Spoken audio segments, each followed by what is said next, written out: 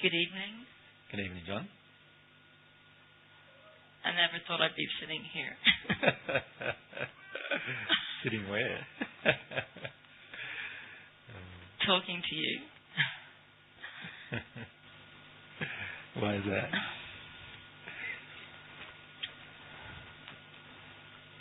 Quite honestly,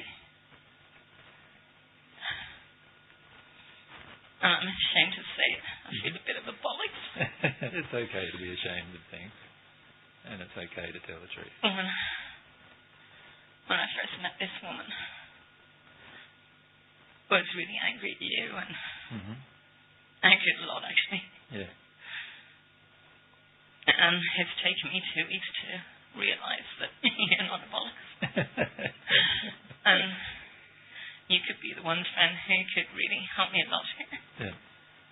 And so, yeah, I feel a bit of a bollocks. Not good, eh? No, but there's no need to. No need to feel bad about anything that you've felt before. Imagine there's no heaven and no religion. You remember that? I'm kind of seeing as well that it's possible. Yeah. Where I've been, it hasn't felt real possible. Yeah, yeah. For quite a while. Yeah.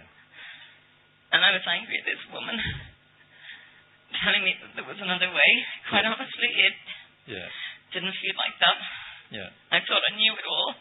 Yeah. And I can see that I was really wrong. Can you describe a little, perhaps, the condition you arrived in the spirit world? Did you realise it was the spirit world when you passed? I'm just slowly going in. I'm finding it hard to actually feel his fear. He's very afraid. Yeah. I know it's hard to recall the first entry and everything because it would have been a pretty frightening experience for yourself, I feel. And it's okay. And the reason why I'm bringing it up is that it will help in terms of our discussion. It was a lot darker than I expected. Yep. You expected there to be I some thought light. we'd be taking the peace with us and we'd all be happy and all the work we'd done on Earth would be right there waiting for us. And did you think you would take the good things from the Earth and leave the bad things behind? For sure. Right, yeah. And that included the good emotions inside of yourself and leave the bad ones behind. Yeah. It took me a heck of a long time before I even started feeling good again. Yeah. I felt really bad about myself and how I've treated people. Yeah. But it was just my expectations being really dashed, you know? Yeah. It wasn't what I expected at all. So what were your expectations, John? I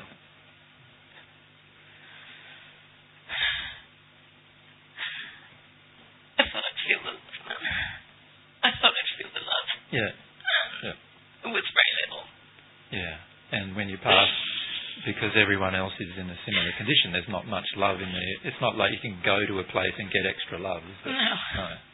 It's not like you can take drugs and sit in a bed for a while and feel good or be with your woman, you know? Yeah. It doesn't quite work that way. No. So it must have been quite confronting, that first experience.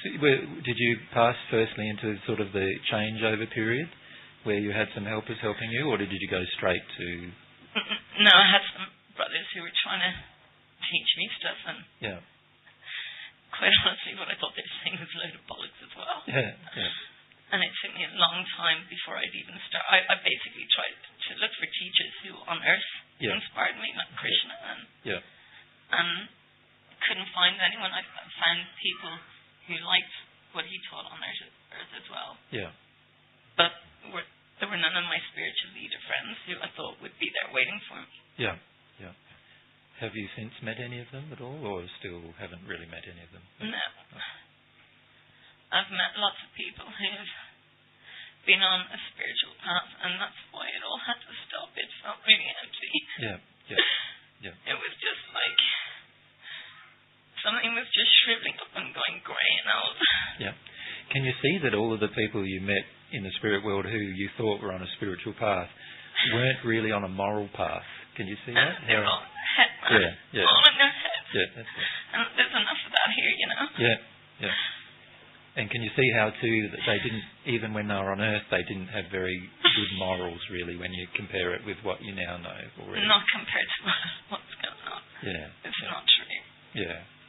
So it's no, like you can see on Earth, it's no good just to be spiritual without the morality and without the love and without the real love coming out of you and the real feelings of love. That's all bollocks. It doesn't work here. Yeah. That way at all. Yeah. So do you now understand with the discussions you've had already with Monica why you are where you are? Like, is it you now understand why? A very huge anger at women, which I didn't realise was so bad. Yeah.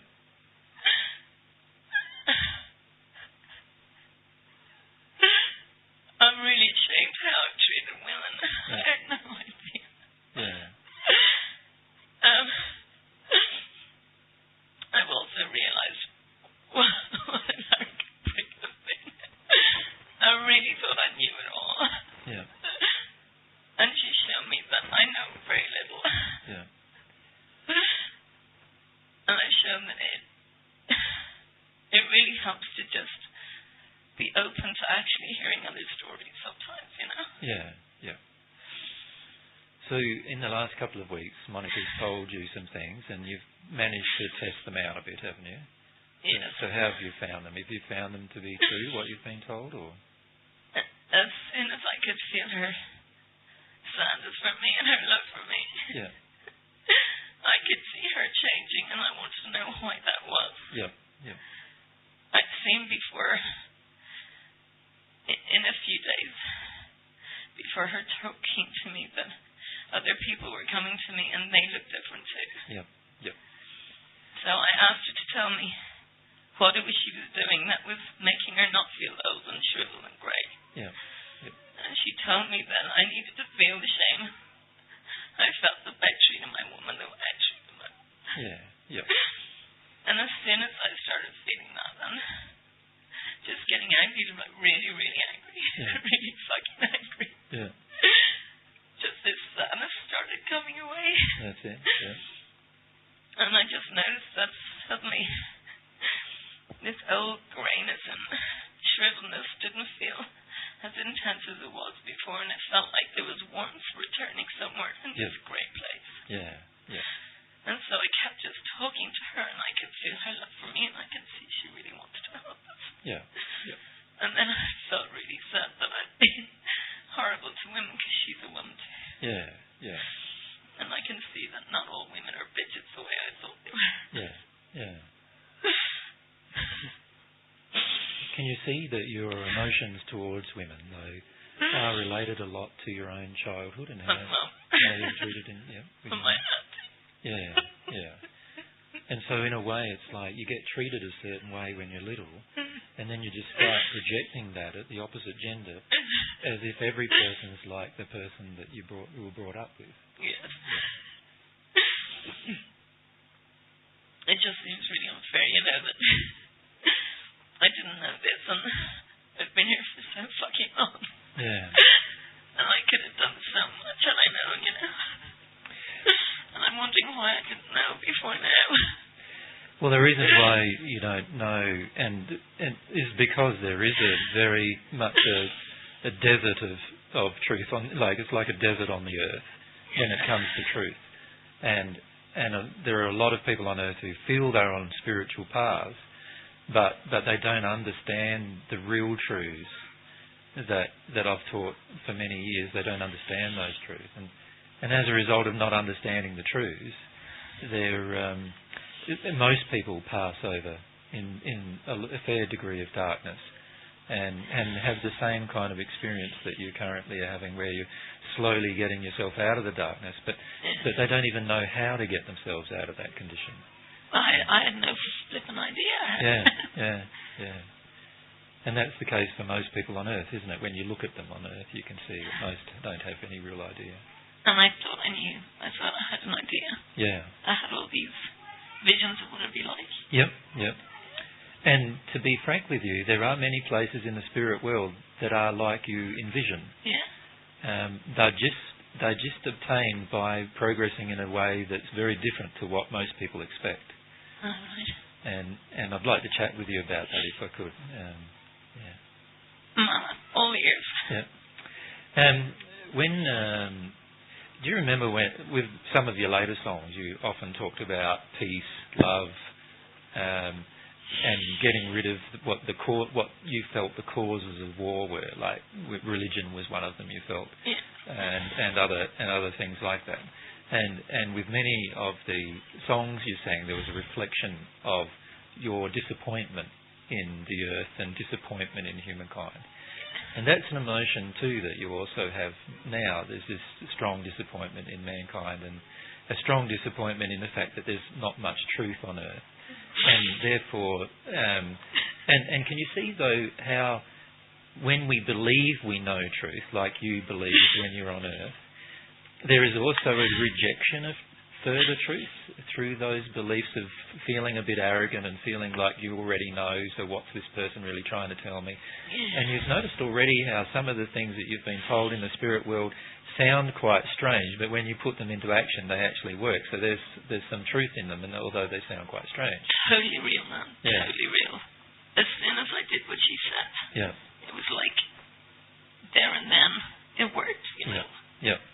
So there are really just a couple of things you need to remember if you want to progress very rapidly in the spirit world to the places that you have imagined. And there are places that are way beyond your imagination in terms of what in the spirit world. Has anyone told you at this stage that there are different dimensions in the spirit world? There's not just the dimension you're living in, but there are different dimensions. Yeah. I didn't quite understand it because it sounded all very new. But I'm beginning to understand. This woman's kind of trying to explain. Yep. And she's saying that if you change your soul, you actually go to these places. That's right. Yeah. If you could think of every dimension being separated by a boundary of love, and if you think about what you've often thought about on Earth, which is the need for there to be love on Earth in particular, you can see that love became for you the defining thing, didn't it? Like it was something that was missing in your life a lot, something that you often were striving for and never received. And when you passed in the spirit world, you sort of expected it to be there too, and it wasn't. And the reality is that the love that is within ourselves determines the location of where we live in the spirit world. Does that make sense? Yeah. Now, every one of these boundaries, actually, where you can enter different dimensions, every one of these dimensions has a different, if you could call it, level of love that you need to obtain before you can enter the next dimension. So many of the locations that you imagine in your mind actually do exist, but they require a certain level of love inside of your own soul before you can enter that location. Yeah. Does that make sense? Yeah, I'm feeling kind of really angry right now. Yeah, go on. So let's go with the anger. What's the anger about? It just seems really fucking unfair. Why is that? Because it applies to everyone, not just to you. If it was unfair, can you see how it would have to only just apply to a few people and others get away with things? That would be unfair. So it's not just me then? It's not just you, no. So it's every single person who has a certain level of love in their soul will go to the same location. So if they've got the same level of love in their soul as what you currently have in your soul, they will be in the same location as yourself. But it's not what humankind think is the level of love. It's not what we judge as the level of love. It's the real level of love from God's perspective. That would explain a lot. Does that make sense? Yeah. So what often happens here on earth is we think we're loving when often we're very much not loving, right? And we come face to face with that when we come into the spirit world. Often we come face to face with the fact that haven't been very loving. And the level of love requirement to get into the different dimensional existence of the spirit world is all dependent upon God's judgment of what is loving and what isn't loving, and not our own. Because you think about it, if it was our own, some people would think it's loving to murder, and they'd be there, when obviously it's not loving to murder. And some people think it's loving to treat other people badly, and some people think it's loving to suck people of energy all the time. And there's a lot of different beliefs on Earth. Some people think it's loving to have sex with as many women as possible, right? They all have different viewpoints of what love is. But what we need to do is look at from God's perspective. What does God feel love is? And that's really why we arrive in a certain place in the spirit world and stay in that place until we get God's level of love and we start changing our level of love to meet that level of love that's in God. Do we actually begin progression? So what you're saying is what I thought was love wasn't what we tried to bring to people, wasn't love. That's right. So what were some of the things you were trying to bring to people that you thought were love? If we could look at some of those. And we'll discuss which ones are actually love from God's perspective and which ones are not really love. We just thought like writing a good song would like bring people together. Yep. And let every brother and sister, come together. Yep. And change the world with love and music. And that's very true. So that is a loving thing. So there's nothing wrong with that. So you're not where you are because of that, because that is actually a sentiment that's totally in harmony with God, and it's totally in harmony with love. So we have to look at what some of the things were that you thought were love, or that you weren't even conscious of doing that weren't loving. Does that make sense? One of them is this feeling you had towards women. Can you see that? Can you see how angry you were with women and quite often would have a tendency to use them? And can you see that? And that is obviously not loving, is it? Can you see that? No. Right. So if you look around you and the other people that you've met where you are, can you see how many of them have that same injury where they're not very... How many women are where you are? Have you noticed that? It's pretty much all men. Okay. So the fact that it's pretty much...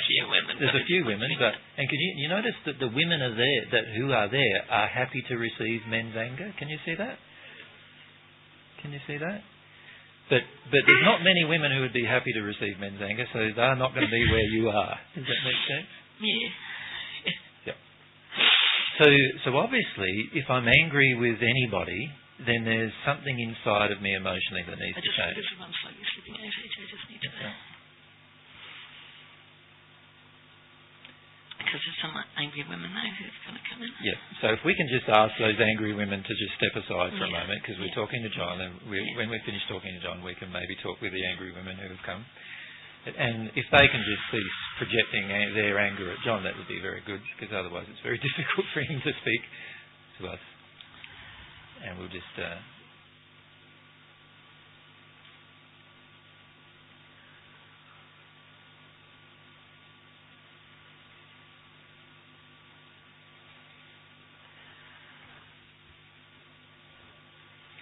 So, John, you can still hear me anyway. So what I'll say is that obviously if we project rage at people, then that's not a loving act.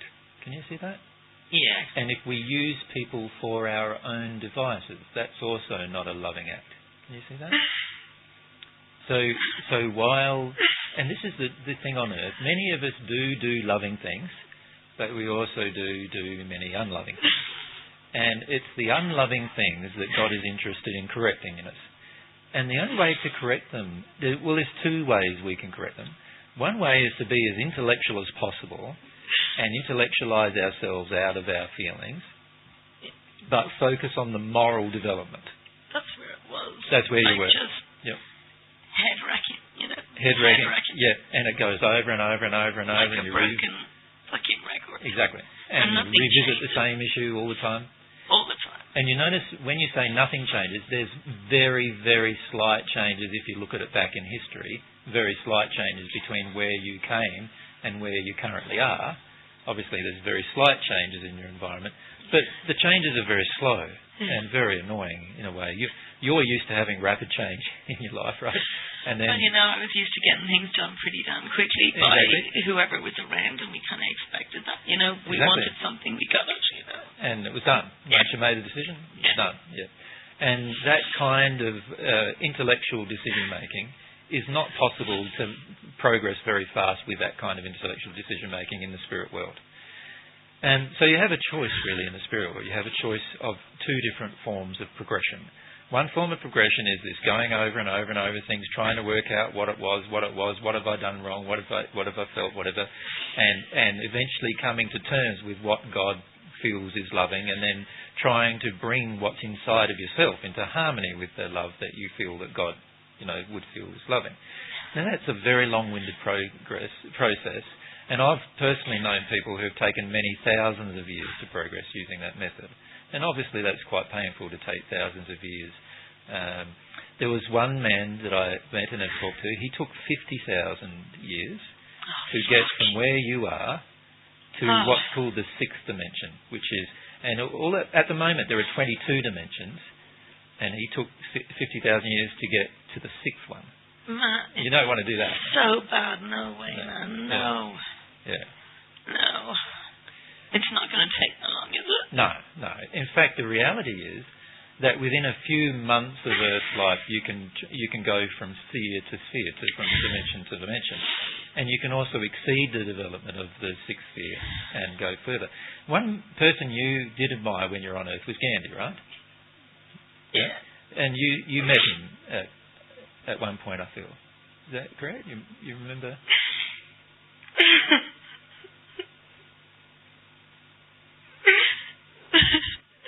I was really hoping I'd see someone like him here. I loved him like a brother. Well, he's actually with us. He's actually with us now. No, he's actually with you right now, but you can't see him, and I want to explain why. Can I do that? The reason why you can't see him is because he was one of these people who also had a strong desire for love and truth when he was on Earth. And when he passed over in the spirit world, he recognised some of his issues about it very quickly. And he progressed right the way through, and I think at the moment he's in the 17th dimension of the spirit world, which is a place that's pretty lovely. Yeah, and it's pretty unimaginable compared to what you were experiencing right now. Now, in that space, you've heard of light, and when a person's in a place of love, they're usually in a place also where they're bright. That's what she was showing me, man. That's what I could see. That's it? It glows. She glows. That's right. And when you've seen when Monica receives divine love, you notice how she glows. Yeah. And then when she stops receiving divine love, it sort of goes back a bit duller. You notice that? Well, what happens when you receive divine love permanently? You glow all the time. Man. Does that make sense? Yeah. And as you glow all the time, your body also changes quite rapidly because your soul's changing and your soul's growing. And as your soul grows, your body changes. And your body becomes more beautified, but also it becomes more transparent. So I look old. So you know how you look old right now? Yeah? And that's a reflection of the condition of the soul. Does that make sense? And then as your body receives love, in this case divine love, and we'll talk about how that happens, as you receive divine love, your body changes and it gets young again. Does that make sense? So I won't look like this all the time? No. Looking like you are is just a temporary condition. Yeah. So it's just a temporary condition, and it's just important to understand that. So rather than judging how you look, the key is to feel about how you look. Can you feel the difference between the two? Judgment is like punishing yourself for how you look, really getting down on yourself, maybe even trying to hit yourself about how you look and hurting yourself about how you look. But none of that actually changes how you look. What's going to change how you look is changing the soul, changing the love that's in the soul. And the love, remember, from God's perspective, not from your own perspective. Now, what happened with Gandhi is he did that over a short period of time, and he progressed right the way through the spirit world. And I'd love to see him. Well, he's actually with us, but you can't see him at the moment. And I'm going to ask him to stay in his current state for a little while longer while I explain a few things. And then what he wants to do is show himself to you. And to do that, he's got to detune his light, his brightness, so that you can actually physically see him. Does that make sense? Is he that bright? He's so bright at the moment that if he allowed himself to remain bright like he is right now, you would be in so much physical pain you couldn't actually bear his condition. Does that make sense? Even though we know each other. Even though you know each other. That's all right. Okay. That is. Yeah. So what we'll do is just explain firstly. How does he do that? Can you tell me? He will be able to show you a lot of things like this. But there are more important issues to face than how to detune your brightness and how to make yourself bright, right? One step at a time. One step at a time. And those things are really not important in the big picture of things. What is important is that your soul grows in love. Now, the fastest way that happens is for you to long for God's love to enter you. Now, one of the issues I feel you had when you're on Earth was a trouble with feeling that God was an entity. You sort of felt that God was an energy rather than an entity. And the real truth of the universe that many people have to face when they pass over is that actually God is an entity that you can actually receive love from, like a parent. Like a person. Like a person, but a parent, your parent. God, I would call God like the great oversoul of the universe. In fact, the entire universe is contained within God's soul. So that's how powerful God's soul is. God's soul is the most powerful thing that would ever be known, including anything in the universe. This is. But God is an entity, right? And an actual, like you and me. Well, not a person like you and me. No, not a human soul like you and me. God is the creator of the human soul. Being the creator of the human soul, he can't be a human soul himself. Obviously, he must be greater than a human soul himself. Okay. Yeah. So God is far out. Yeah, God is a being. So if you could think of God as a being, and the way I think of God is as my mum and my dad. So in other words, God has masculine and feminine qualities, and I can refer to God as my mum, or I can refer to God as my dad. In the first century, you have seen in the Bible how I referred to God as my father. Nowadays, and in the first century, I always had trouble with that, man. I've got to be honest with you. That's. Can you see why you've got trouble with that? Can you see about your father? Can you see that? Can you see what you've done with your mum and your dad? Is you're saying to yourself, "Gee, if God's like my mum or God's like my dad, I'm stuffed, right?" And God isn't like your mum or your dad. That wasn't there. Exactly. God is not absent. And this is one reason why you wanted to believe that God was an energy, because your own father was absent. Does that make sense? Yeah.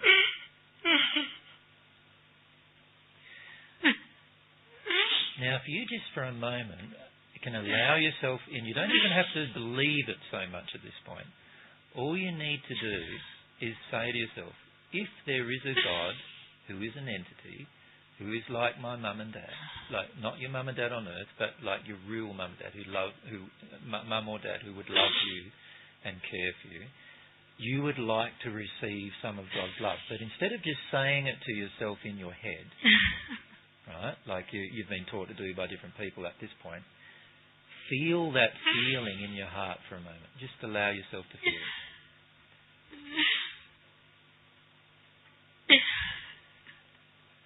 Now, can you see there's a little stream of light coming from somewhere that you can't recognise that seems to be entering you and changing your body? Okay. Is this the thing you're talking about? Now, this is God's love entering your soul because you're longing for it. That's what it is. And you've seen this happen with Monica, so you know that this is the same thing. Does that make sense? Yeah? Now, you notice it's triggering your emotions as well. You feel like crying, and it's quite overwhelming as well. Can you see that? Yeah. That's it. So you just let yourself feel sad. You don't try to block it by not feeling sad. You just let yourself feel sad. You just let yourself cry. Does that make sense to you? Just let it flow. But keep the longing going, like as long as you can. Now, initially, you'll be able to keep it going only for a short period, and then the emotions will overwhelm you, and you'll have to go and feel quite a number of emotions about it. Does that make sense? And then when you're ready again, you start the same process up again. You long a bit more for God's love, just exactly the way I've just shown you. So does he mind even if I don't quite believe the whole thing yet? No, like not yet. It helps a little bit. That's right. All you need to do is just say to yourself, if there is a God, you can try the opposite if you want. You can say, if God is an energy, then you give me love. You try that for a moment, and you notice what happens.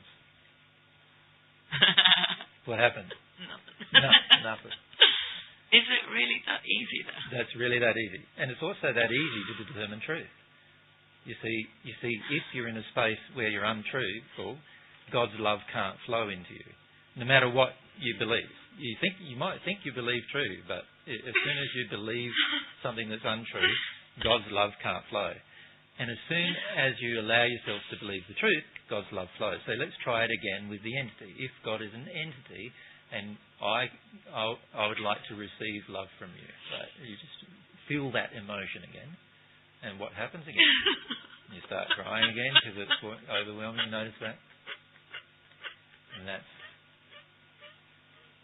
simply how to receive God's love.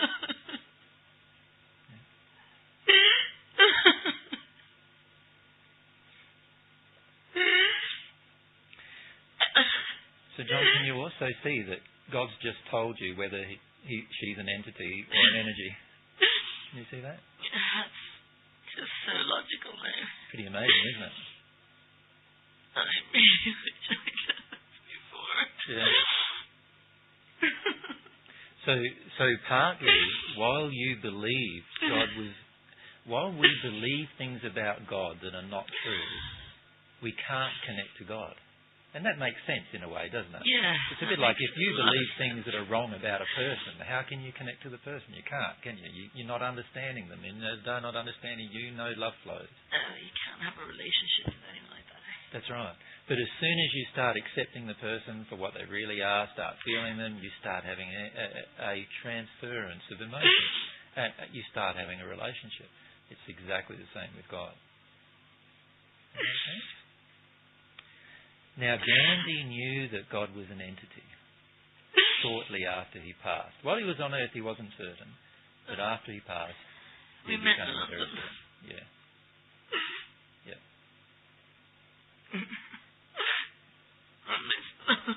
Yeah.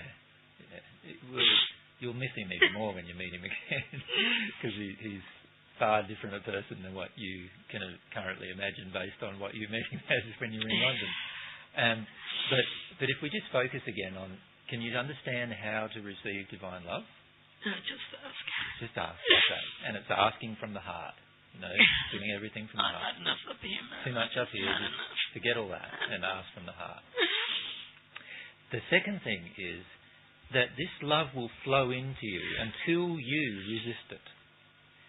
And the problem is initially we often resist it quite frequently, because we feel overwhelmed with emotion. We have realizations too, like we have a realization that I treated women badly, for example, is a realization you've had. And then you have a lot of grief, and so you need to release that grief before you'll often long for God's love to enter you again. Does that make sense? So what happens is God's love will ebb and flow into you as you long for it, depending upon whether you are in truth or not. So you notice when you longed for God's love to enter you but thought she was an energy, so if you do that again, nothing happens. She's a woman now. Well, God can be your mum or your father. God's your creator. So God doesn't have a gender, but God has masculine and feminine qualities. Wow, the plot thickens. And in fact, your soul doesn't have a gender, and you are only half of it that has masculine qualities. In other words, there's another half of your soul out there somewhere that has the feminine half. Oh, I'll tell you, I'm in a bit of a spin there. Yeah. And that's how God created you. God created you in these two, the masculine part of you and the feminine part of you. And when you incarnated, you actually split into two halves. And there's a feminine half of you out there somewhere. It's like everything I've known is false. Yeah, exactly. Yeah. And this is a hard thing. It's a hard emotion to understand. Everything that I ever actually thought I knew, I have to give up and start again. But that's not strictly true, because it's not everything that you thought you knew.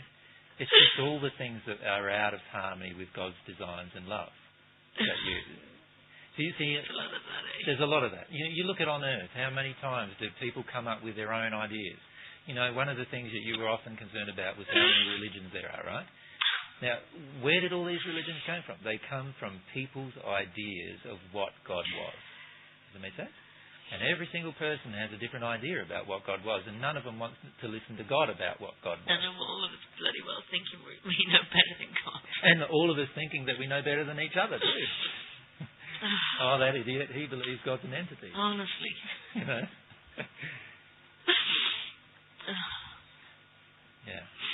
So what we need to do is allow ourselves to conceive that actually there's a lot of truth out there, and if we can connect, and this will make sense to you, if we can connect to the source of the truth, then obviously our ability to learn the truth will be much more rapid than if we have to experiment with the truth every day. And making it up as we go along. Making it up, going down dead ends, finding out that's wrong, all that. So it is far better for you and anybody in the spirit world to connect to the source of the truth, which is God, than it is for them to actually test whether it's true through God's creation. See, testing its truth through God's creation, while it might sound all scientific and everything, in the end is the slowest way to learn. You know, that means, like, if you want to find out how the atomic structure of something works, you're going to have to go through hundreds of different scientific tests, and then when you get to the spirit world, you realise that all of that was wrong anyway. You notice that? Can you see how already you've learnt, like, there's so many things that you learnt on Earth that people think on Earth are right?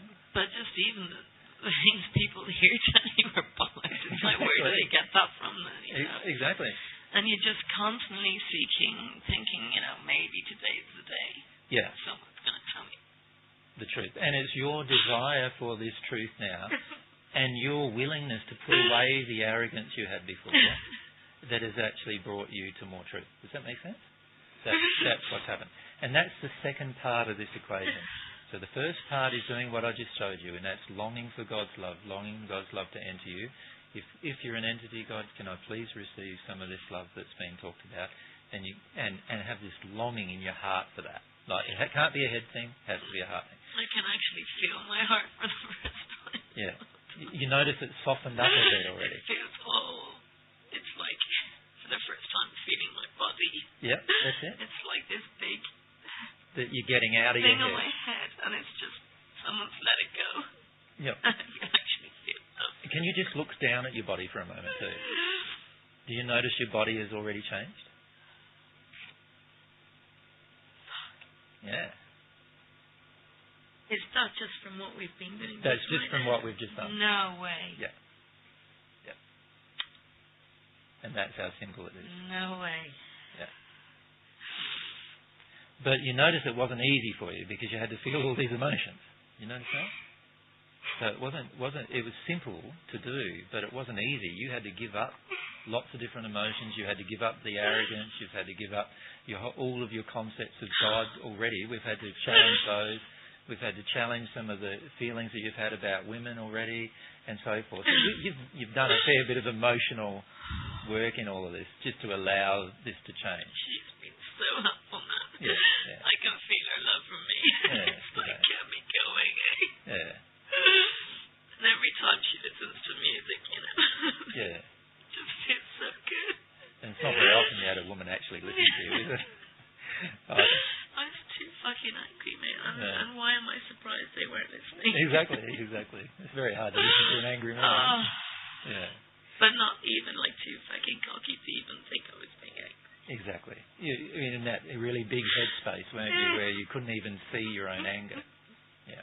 I thought it was bigger than you, for fuck's sake. Exactly. That's just, man, I'm really sorry about that.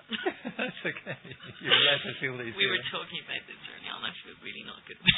That's fine. It doesn't worry me any. Just because somebody thinks something, it doesn't make it true. Most of my fans kind of do that, which doesn't feel, don't feel so good. Yeah. But thanks for that today. Let's look at the second thing, though. The second thing is something you've had to learn a bit about already, and that's about being humble. You notice you've had to give up the arrogance. You've had to give up this idea that you know already. You've had to give up the idea that, what you're being told is just, ways you call it bollocks, You had to give up the idea that you knew the truth. Does that make sense? And you had to open yourself up enough to realise that perhaps there was a lot and is a lot that you don't really understand. Yeah. Now that is humility. And humility also is the desire, the passionate desire to feel all of your own emotional feelings about giving up the arrogance. Like, does that make sense? All of those feelings, giving up. Come to a point where it hurts too much to keep your arrogance. Yep. And she did see that, and she's really patient because I was being an absolute boss to her. Yeah. For about 2 whole days, real angry. You were projecting anger at her. Can you remember when you were projecting anger at her? It was because she was brighter than you. Can you remember that? But it was also that a woman thinking she knew more than me. Knew more than you. Yeah. It's like, oh man, I was out of line. And then I started saying. Yeah, that she actually did know more than you. Hey? Yeah, that's the way it goes. So if you can remain humble now, all the way through your progression, and long for God's love, and remember, when you remain humble, just focus on the emotions that you feel, and just let yourself feel these emotions. And remember that every time you're asking for God's love and it's not entering you, it's because you believe something, or you actually have an emotion in you that's blocking that love from entering you. Does that make sense? You either believe something that's out of harmony with God's love, or you have an emotion. And remember that all of your beliefs are emotional. They're not intellectual. So it doesn't matter what you think. It matters what you feel is the truth. That's the difference. That's the big difference. Because you can think what you've seen already. You can think all you like, and you can't think yourself into a better place, and you can't think yourself into truth. Right?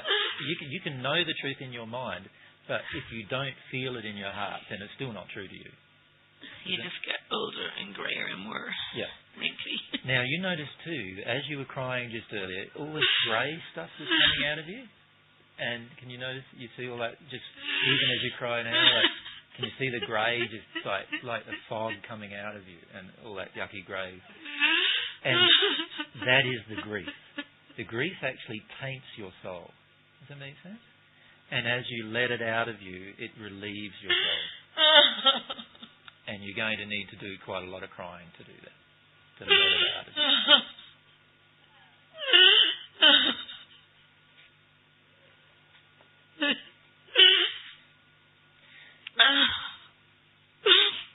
It's like it's a stream, Yeah. And it's okay. It's going to feel like that for some time. Like an endless stream of grief. Does that make sense? You've lived a relatively long life on earth in some ways, and so there's quite a degree of grief to feel. Your life was cut short as well, so there's quite a bit of grief about that to feel, and so forth. Does that make sense? There's lots of things that we've done on earth that are worth crying about now, if you start seeing them from God's perspective. Right? We've just messed things up so badly, Yeah. Well, the whole human race has messed things up pretty badly. And we really thought we could help, That was our big ambition, was to make a difference and, help people change through our music. And John, the truth is that sometime in the future you will actually see that you did make some differences. You will actually see that. Do you know what I mean? At the moment you feel quite bad because inside of you emotionally you can feel all of your own emotions that haven't changed. But as you work your way through those emotions, you will actually come out feeling like you did actually make some differences. Without you, a lot of music wouldn't have changed. But also without you, a lot of people wouldn't have confronted certain emotions. Right? Music is a very powerful way to help people confront emotions. How do you make that actually? Well, let's look at your song Imagine, for example, right? It's a song that confronts people emotionally. Like, how many Christians do you think are confronted by the words, imagine there's no heaven? Yeah.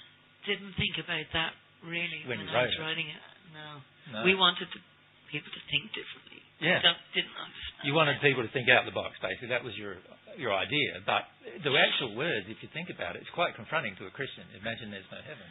Most of them believe totally that there's a heaven, and as soon as they die, they're there. Now, as you've worked out already, as soon as you die, you're not there. But there is a heaven. There is a spirit world. There is all of these spaces. These other dimensions. Yeah, I'm going to get someone to show you some pictures of them in a minute, and you'll see that. You'll see what some of them look like. Now, and no religion too. You're like, here's another word you wrote, right?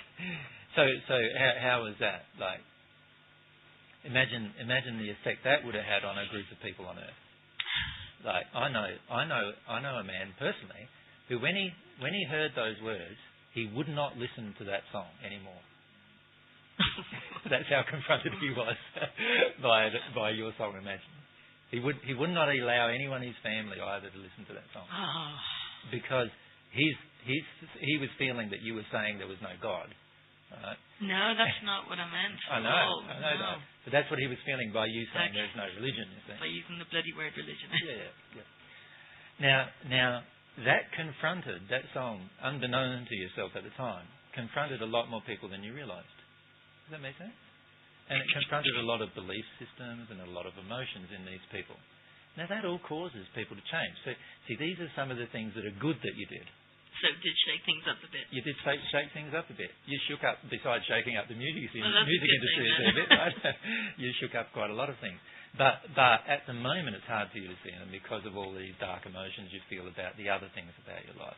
And so the key thing to remind yourself is that every time you judge yourself, right, you are not actually dealing with any emotion and you're not getting closer to God.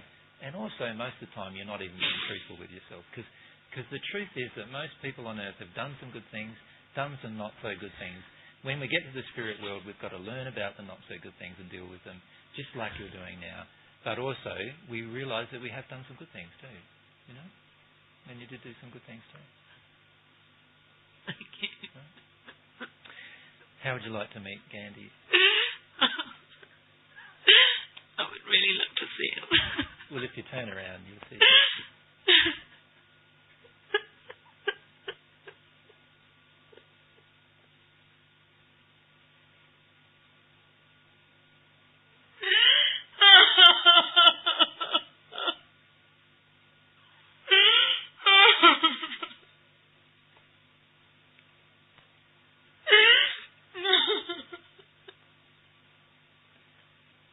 Now, he's had to detune himself quite a lot so that you can see him. He doesn't look anything like he used to. Exactly. He's also quite a bit larger than he used to be, isn't he? This is fun. And before you go and have a chat with him, because he would love to talk to you about a lot of things.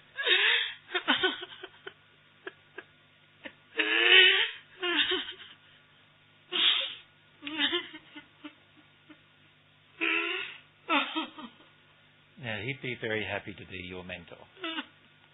I would love to hang out with him. Yeah. There's a few little basic things I'd like to just remind you of before you speak further with him. One is that any person who is brighter than you knows more than you. I know that's a trait. Because I've seen it there. Okay. Now, what you do is, let's have a look at our bro Andy. Just turn around and have a look at him again. He's smiling at you. So he'll get to talk with you in a minute properly. What he's going to do is show you, we'll get him to show you a third of how bright he is. And you might just have to, you'll get to a point where you might have to cover your eyes. So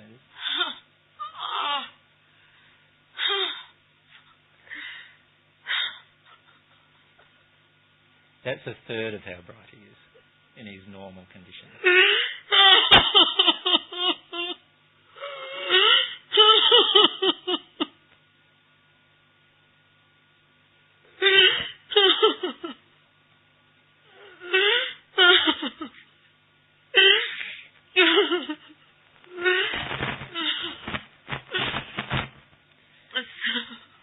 And what we'll get him to do now, because this is also possible, is to show you a picture of where he lived when he was a third of his, like in the place where he was a third of his current brightness. In other words, where he lived like 3 times ago, three different, let's call them for generations ago, but they're not really generations. Can you see where he lived then? Now, how's that? Like, you wouldn't mind living there, huh? That's pretty nice, huh?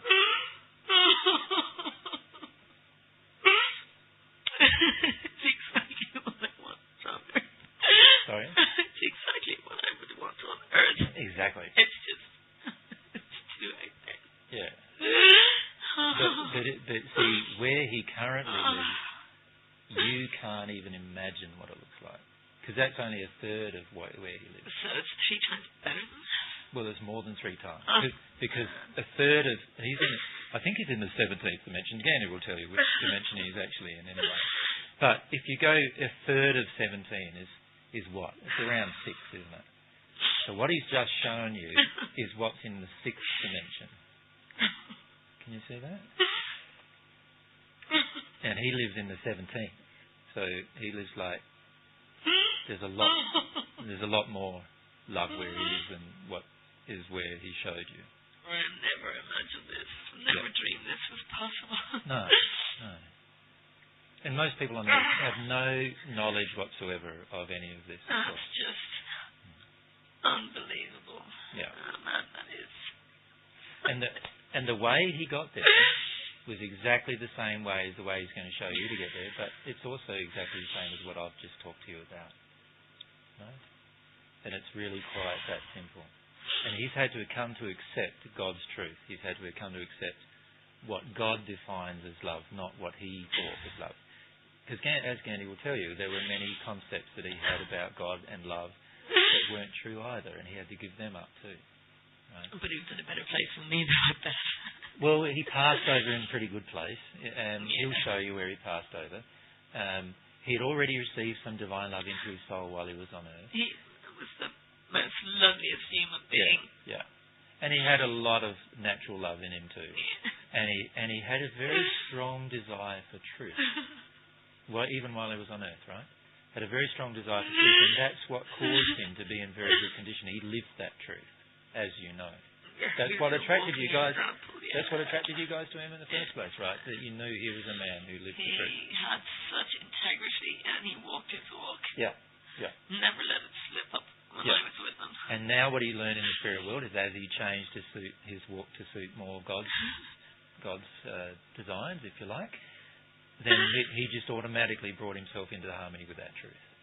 And that's what you'll need to let yourself do. Does that make sense? Yeah. Yep. So if you can allow yourself to do that, you'll progress very rapidly. Now, Gandhi can show you far better than I can at the moment, because he can transmit a lot of information to you very rapidly, and he will help you actually go through this process. There'll be times, John, in the process where you feel quite angry, because there's a lot of things to give up. You know, there's a lot of concepts to give up, a lot of beliefs to give up, a lot of moral beliefs to give up, a lot of beliefs about God, about religion, about the world, about the truth. All these things need to be given up, and new things accepted. New things about morals, new things about truth, new things about God. So the process is going to be a gradual process, but it can happen very rapidly as long as you're willing to deal with the emotions inside of yourself and release those emotions. That is a part of how important it is to focus on your soul. Your spirit body, which is what you can see right now, right, which you can see is already brighter again, right, that spirit body is just a reflection of the love that's in your soul. So when you looked at Gandhi and he just showed you a third of his normal brightness, that's a third of the love that's in his soul that you saw. He's just like one love thing, you know, he's just... Man, I can't begin to understand how he could have more than that. Well, there's still 4 more dimensions beyond where Gandhi is of even more love. God's all right. God's all right, yeah. And this is one of the things, is that we don't understand that on Earth very well, and we don't trust that on Earth very much, that God's all right. Not just all right, but actually very loving. We sort of attribute God to the same qualities as we attribute to our parents, and often are very damaged qualities. Yeah, that would make sense. Yeah. So my suggestion now is you can come back and talk to Monica anytime you want, obviously. She can help you with anything that you feel quite unresolved from the Earth, because every time you come to talk to Monica, what's going to happen is it'll remind you a lot of your Earth life. So anything that's unresolved from your earth life will be triggered in that interaction. And you've noticed that happening already, right? A lot of crying. Yeah, a lot of crying. But Gandhi can actually show you also not only how to deal with all those emotions in the most rapid way, but he can also show you how to actually accept the new truth, accept the truths that are coming to you. Does that make sense? Yes. He can show you how to let those into your heart as well. So my suggestion is just to follow his advice. You know the man, so you can trust him, and you knew you could trust him, and so you have no trouble with trusting him now, right? Whereas a lot of people, when they pass on, have no one to trust. They don't know who to trust. Well, that's what it felt like. Yeah, and that's a huge emotion. But any person who's darker than Gandhi, if you know, will have less truth in them than Gandhi. In your progression through your spirit world, you will notice there will be many people who come to you to talk to you about what they believe the truth to be. Take notice of the emotions that are in them, because it's the emotions that are in them that tell you whether they really live the truth or not. Does that make sense? Whether they really understand or not. That's the truth. So you can see with Gandhi, the emotions are coming out of him. They're just powering out of him, right? You can feel it coming out of him, even though he's detuned himself so much just to be with you, right? So take notice of that, because that's the proof of somebody who's actually spiritual, who's actually full of love. Does that make sense? Yeah. Not all those people who intellectually claim they are, but don't have that stuff coming out. No more. Yeah. You can believe, till the cows come home, and it doesn't get you anywhere. No. It's not. And you can try to manufacture, and this is something very important for you to understand, and you've already understood this fairly well now. Anytime you try to manufacture something in your mind, basically you're going to spend hundreds of years trying to do that and get nowhere. The progression in the spirit world and on the earth really is to do with the soul. It's to do with the emotions. Without the emotions and without the soul being involved, without the passion being involved, without actually getting rid of what I would term the evil emotions from the soul, without getting rid of those emotions, we're never going to progress really. And I reckon I have a few of them. Well, everyone has a few of them, because we get quite a number of them from people, from how we grew up and everything else, and we just need to release them. We just need to allow their release. And it's God's love flowing into us that can allow that process to return. Do you have any other questions? Because you've got a lot of catching up to do with Gandhi. I'd really love to talk to you again, but I really want to talk to my friend. Sure. I've missed him a lot. Yeah. And we can talk anytime. Thank you.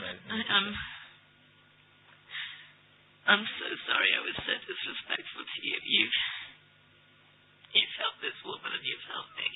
Yeah, it's okay though. Just to feel that. Thanks for just saying that. Yeah, thanks. It's good to meet you, man.